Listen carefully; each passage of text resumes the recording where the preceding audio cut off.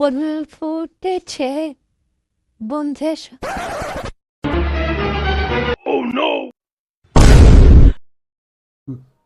তুমি কিচেনে রান্না করেছো, দেখেছো তেল ধোনার কি অবস্থা?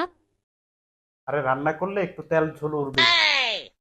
উড়বে না, উড়িয়ে দেবো তোমাকে, দুধে পরিষ্কার না করো। দাঁড়াও, দেখাচ্ছি মজাটা।